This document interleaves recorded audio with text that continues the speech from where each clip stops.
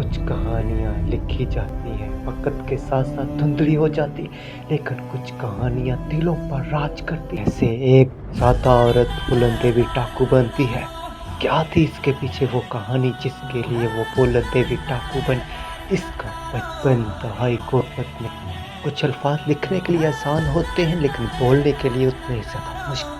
जब उससे उसका घर छिन जाए, उसकी ज़मीन छिन जाए और उसे वापस लेने के लिए वो हर मुमकिन कोशिश करे। रेप हुआ हो, वो पेंडेंट क्वीन बनी हो, फिर वो एक छोटे से गांव से सूरज की तरह उभरती हुई पार्लियामेंट।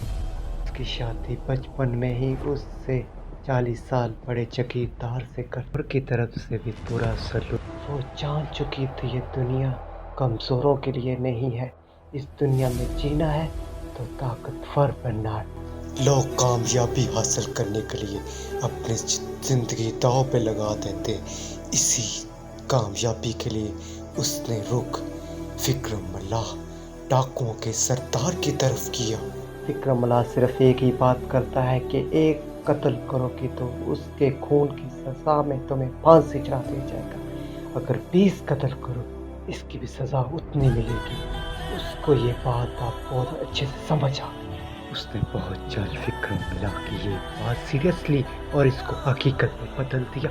दुनिया देख रही थी। छोटे बच्चे से लेकर बड़ों तक हर कोई जानता था कि फूलन देवी कौन है। इसकी कहानी लोगों के दिलों पर ऐसा असर कर रही थी कि जैसे कोई ये एक ऐसी कहानी लिखी जा रही है जिसको लिखने वाला खुद हो, कोई और नहीं। वो अपनी मर्जी से अपनी कहानी लिखने के लिए बैठ गया। अब विक्रम मल्लाह और ठाकुरों के दरमियान तीसरी फूलन देवी, जो कि लीड करती हुई तमाम डाकुओं को, और सीधा उसका एक ही निशाना ठाकुर। और उसके पास इतनी ताकत, अपने हर एक जख्म का हिसाब लेने के लिए वो एक एक करके अपने दुश्मन को ढूंढ रहा।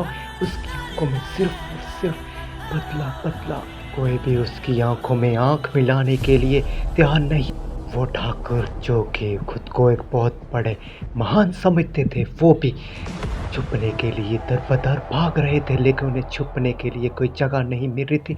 फूलन देवी ने जगह जगह आग लगा, वो गांव शमशाद घाट बन गया था। फूलन देवी का बचपन इंतहाई गुर्बत में था।